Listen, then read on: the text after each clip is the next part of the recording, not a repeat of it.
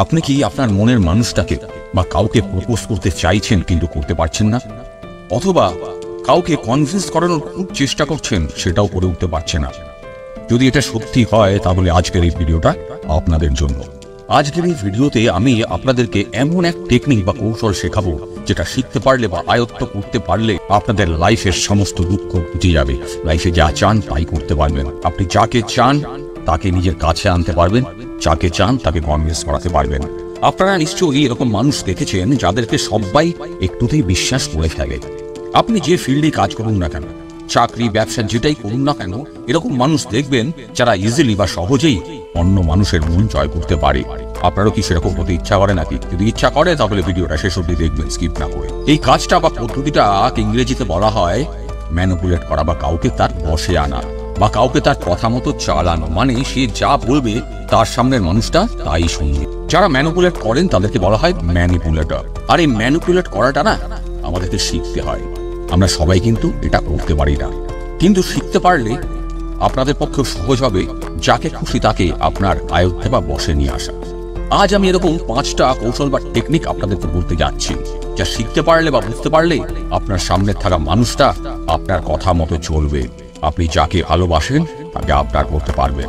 কাজে রিকোয়েস্ট করবো ভিডিওটা শেষ অবধি দেখবেন, আর ভালো লাগলে চ্যানেলটা একটু সাবস্ক্রাইব করবেন, লাইক করবেন, আর বেল আইকনটা প্রেস করে সবার আগে থাকবেন এই ধরনের ভিডিও পাওয়ার জন্য। কিন্তু আমি যা বলতে যাচ্ছি সেটা কিন্তু কোনো খারাপ কাজে ব্যবহার করবেন না। আপনারা কি জানেন যে পৃথিবীর মাত্র 5% মানুষ জানে কিভাবে বাকি 95% মানুষকে তাদের নিজের কথা অনুযায়ী বা ইচ্ছা অনুযায়ী চালাতে পারা যায়? এটা কিন্তু একটা টেকনিক, যে কথা আমি আগে বললাম। এই ম্যানিপুলেশনটা শেখার আগে আপনাকে জানতে হবে যে মিথ্যে কথা দিয়ে ম্যানিপুলেট করার চেষ্টা করবেন না। মিথ্যে কথা দিয়ে যারা ম্যানিপুলেট করার চেষ্টা করেন বা করছেন তাদের থেকে নিজেকে দূরে রাখবেন। আর দেখবেন আপনি যাকে যত বেশি সময় দেবেন, যত বেশি গুরুত্ব দেবেন, যত বেশি ভালোবাসবেন, সে আপনাকে তত বেশি এড়িয়ে চলবে, পাত্তা দেবে না।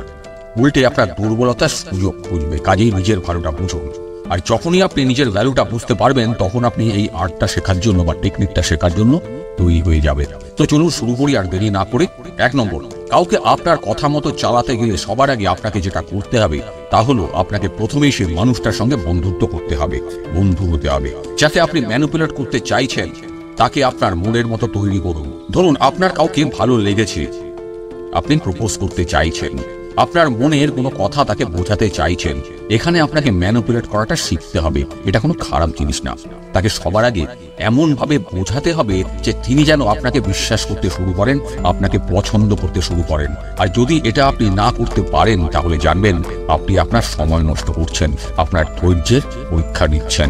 আপনি যাকে ম্যানিপুলেট করতে চাইছেন বা যাকে আপনার কন্ট্রোলে আনতে চাইছেন বা যাকে প্রপোজ করতে চাইছেন, তাকে যত বেশি আপনার ফেভারে রাখতে পারবেন আপনি তত তাড়াতাড়ি তাকে কনভিন্স করাতে পারবেন, আপনার গুণের কথায় রাজি করাতে পারবেন। যদি দেখেন যে আপনার সামনে মানুষটার সঙ্গে কথা বলার সময়, ভালো করে শুনবেন, আপনার সঙ্গে তার ঝগড়া বা কথা কাটাকাটির একটা সম্ভাবনা তৈরি হচ্ছে, তাহলে সঙ্গে সঙ্গে কথা বলার ধরনটা বদলে ফেলুন। যেভাবে কথা বলছিলেন সেই টোনটাকে চেঞ্জ করে ফেলুন, মানে কথা বলার ধরনটাকে বদলে ফেলুন। বিশেষ কোনো একটা পয়েন্ট ধরে বসে থাকবেন না, কোনো একটা জায়গায় স্ট্রিক্ট হয়ে থাকবেন না। যদি দেখেন যে সেটা তার পছন্দ হচ্ছে না, জাস্ট পয়েন্টটা চেঞ্জ করে ফেলুন। দেখবেন উনি আস্তে আস্তে আপনার কথার সঙ্গে তাল মেলাচ্ছেন, আপনার কথা মতো চলার জন্য তৈরি হচ্ছেন। 2 নম্বর, সবার আগে দরকার লিসনিং পাওয়ার, শোনার ক্ষমতা। লিসনিং পাওয়ার, এই যে অন্যের কথা শোনার ক্ষমতা আমাদের বেশিরভাগ মানুষেরই না নেই। আমরা বেশিরভাগ মানুষই অপরের কথা শুনতে চাই না। আপনাদের উচিত আপনার সামনের মানুষটার কথা শোনার, তার কথা শুনুন। ওনার কোনো আপত্তি থাকলে ভালোভাবে শোনার ও বোঝার চেষ্টা করুন। আপনার কথা আগেই তাকে বোঝাতে যাবেন না। আপনি কি বলতে চাইছেন বা আপনার মনের ইচ্ছেটা কি সেটা শুরুতেই বলতে যাবেন না। Try to be a good listener. আপনারা এরকম অনেক মানুষকে দেখে থাকবেন যারা তাদের সামনের মানুষটাকে ম্যানিপুলেট করার জন্য আগে থেকেই অনেক কথা বলতে শুরু করেন। সে যেটা চাইছে সেই কথাটা সবার আগেই তার সামনে বা সামনের মানুষটার উপরে চাপিয়ে দেওয়ার চেষ্টা করেন। আর এতে কি হয়? এতে ফলটা উল্টে যায়, উল্টে হয়।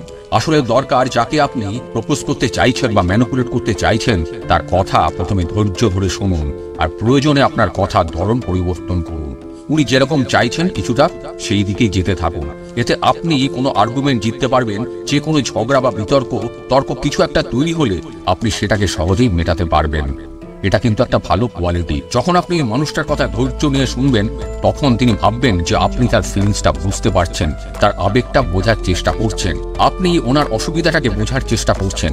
আর এটা করতে পারলে আপনার একটা ভালো ইম্প্যাক্ট তৈরি হবে তার কাছে, তার মনের ভেতরে, যা দিয়ে আপনি সহজেই তাকে নিজের দিকে আনতে পারবেন। 3 নম্বর, যাকে আপনি প্রপোজ করতে চাইছেন, ভালোবাসতে চাইছেন, আপনার মনের কথা মতো চালাতে চাইছেন, যাকে আপনি চাইছেন নিজের পেতে, তার ফিলিংসটা বা ইগোটাকে একটু বোঝার চেষ্টা আপনাকে অবশ্যই করতে হবে। আপনারা সবাই জানেন যে প্রত্যেক মানুষের একটা ইগো থাকে, যাকে আপনি নিজের মনের মানুষ করতে চাইছেন বা আপনার বশে আনতে চাইছেন। সে হয়তো আপনার প্রত্যেকটা কথার বিরোধিতা করছে, আপনার কথা তার পছন্দ নাও হতে পারে, আপনার সঙ্গে তর্ক করছে, আর তাতে হয়তো আপনার খুব রাগ হচ্ছে। কিন্তু ওই সময় নিজেকে খুব কন্ট্রোল রাখো, কারণ আপনার একটা ভুল কথা, ভুল পদক্ষেপ কিন্তু আগুনে ঘি হয়ে যাবে। যা চাইছেন সেটা পুরো উল্টে যাবে। আপনাকে যা করতে হবে সেটা হলো ওনার সমস্যাটা কি সেটা সঠিকভাবে বুঝতে হবে, ওনার মনটাকে বুঝতে হবে যে তার ব্যথাটা কোথায়, সমস্যাটা কোথায়, কেন উনি না বলছেন, ওনার কোথায় আটকাচ্ছে। ওনার ফিলিংসটাকে লজিক্যালি বোঝার চেষ্টা আপনাকে করতে হবে। ওনাকে সরাসরি আপনার মনের কথাটা বলতে যাবেন না, বলুন একটু ঘুরিয়ে, ওনাকে বুঝিয়ে আপনার বক্তব্যটাকে পেশ করুন। যদি দেখেন যে আপনার মনের মানুষটা আস্তে আস্তে শান্ত হচ্ছেন, তখন আপনি আস্তে আস্তে আপনার নিজের আসল উদ্দেশ্যের কথাটা বলুন, দেখবেন তিনি শুনছেন আর অর্ধেক কাজ আপনার হয়ে গিয়েছে। এরপর আসছে 4 নম্বর। 4 নম্বরটা হলো খুব ইম্পর্টেন্ট।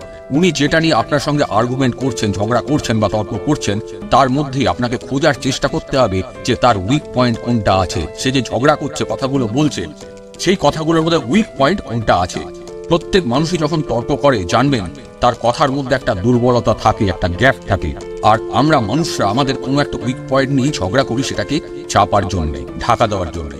আপনি যদি একবার বুঝতে পারেন ওই জায়গাটা, গ্যাপটা, ব্যাস আপনি কিন্তু সেঞ্চুরিটা প্রায় করেই ফেলেছেন।